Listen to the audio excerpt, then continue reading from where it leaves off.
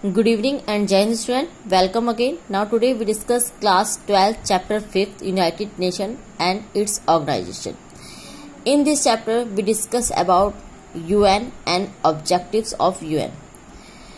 According to your old syllabus ये आपका chapter 6 था. Now in new syllabus ये आपका chapter 5th हो चुका है because one chapter आपका US hegemony in world politics delete हो गया है.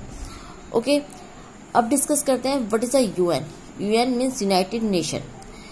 इन 1945 after the second world war replacing the league of nation the UN was form. 1945 के बाद एक लीग ऑफ नेशन नाम की एक एजेंसी थी जिसको रिप्लेस कर दे, जिसके सक्सेसर के तौर पे यूएन को फॉर्म किया गया था. यूएन को बनाने के पीछे ऑब्जेक्टिव क्या था, रीजन क्या था? बिकॉज जैसा हम लोग जानते हैं कि 1914 to 1918 जैसा हम लोग जानते हैं 1914 to 1918 फर्स्ट वर्ल्ड वॉर के बाद जितनी भी कंट्रीज थी, ऑल वर्ल्ड की जितनी भी कंट्रीज थी, उन सबको सबने एक ही चीज को सोचा था. सब एक ही डिमांड करे थे कि एक ऐसा कोई ऑर्गेनाइजेशन होनी चाहिए, एक ऐसा कोई ग्रुप होना चाहिए जो कंट्रीज के बीच में, जो वर्ल्ड में पीस को स्टैब्लिश कर सके. इस रीजन से सब कंट्रीज ने मिलकर एक लीग ऑफ नेशन, एक ऑर्गेनाइजेशन बनाई और उस ऑर्गेनाइजेशन का वर्क था जितनी भी कंट्रीज हैं उनसे नेगोशिएट करके, उनसे बातचीत करके वर्ल्ड में पीस को स्टैब्लिश करना. बट जो लीग ऑफ नेशन थी वो अपना वर्क प्रॉपर वे पे नहीं कर पाई और इस रीजन से सेकेंड वर्ल्ड वॉर हो गई. अब जब सेकेंड वर्ल्ड वॉर एंड हुई, इसके बाद लीग ऑफ नेशन को स्ट्रॉन्ग करने के लिए 1945 में उसको रिप्लेस करके यूएन को फॉर्म करा गया. यूएन के ऑब्जेक्टिव क्या थे? यूएन के ऑब्जेक्टिव भी सिमिलर थे लीग ऑफ नेशन की तरह. Firstly objective of UN to keep peace throughout the world. World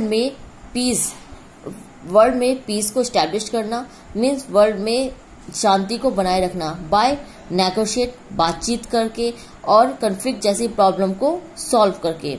to develop friendly relation between the nation, और आपस में अगर कोई भी ऐसी कंट्रीज है जहां पे कोई भी कन्फ्लिक्ट या डिस्प्यूट जैसी प्रॉब्लम है उनमें फ्रेंडली रिलेशन को स्टैब्लिश करना.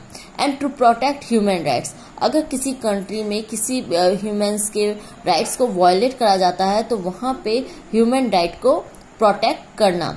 To work together to help people live better life, और लोगों की लाइफ को, उनके लिविंग स्टैंडर्ड को हाई करने के लिए, उनको बेटर लाइफ के लिए एक साथ मिलके, सब कंट्री के एक साथ मिलके वर्क करना.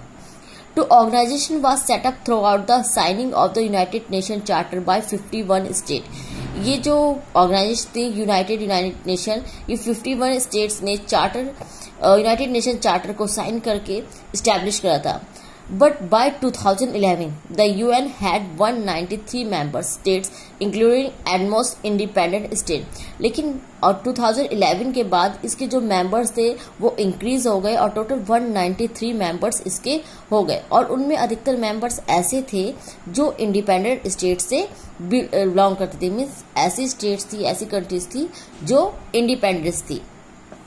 आफ्टर 1945 के बाद जो इंडिया था वो भी इसका मेंबर बन चुका था. Now the principal organs of the UN means जो मेन ऑर्गन्स कौन कौन से हैं? फर्स्टली जनरल असेंबली, जो मेन ऑर्गन है इसका general assembly. Secondly security council. Security council का वर्क है किसी भी कंट्री में वॉर जैसी, कन्फ्लिक्ट जैसी, डिस्प्यूट जैसी प्रॉब्लम को सॉल्व करना. इस सिक्योरिटी काउंसिल के 5 परमानेंट मेंबर्स हैं और 5 परमानेंट मेंबर्स वो हैं जो आफ्टर सेकेंड वर्ल्ड वॉर जो सुपर पावर होके उभरे थे. USA, Russia, France, China, Britain, means जो भी मेन 5 कंट्रीज थी जो वर्ल्ड वॉर में जीती थी सेकेंड वर्ल्ड वॉर के बाद, वो इसके 5 परमानेंट मेंबर्स हो गए. और ये वही कंट्रीज हैं जिनके पास वीटो पावर है. मीन्स कोई भी जब मेन डिसीजन किसी कंट्री के अगेंस्ट लेना होता है तो ये 5 मेंबर्स की मेन वोटिंग होती है. और इसमें टोटल होते हैं 15 मेंबर्स. 10 मेंबर्स जो होते हैं वो नॉन परमानेंट या टेम्परेरी मेंबर्स जिसको बोला जाता है वो होते हैं.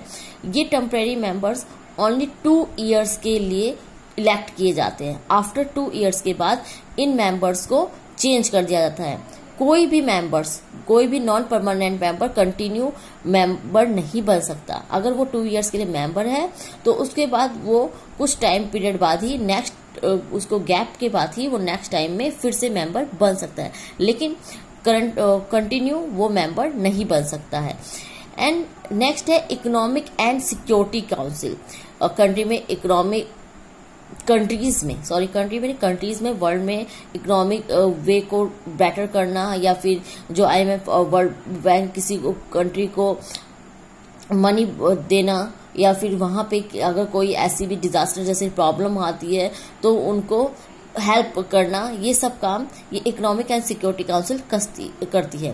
ट्रस्टीशिप्स and council and international court of justice.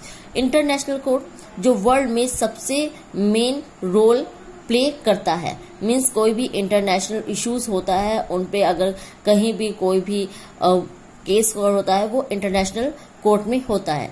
इसके जो जज होते हैं उनकी 9 ईयर के लिए उनको चूज करा जाता है।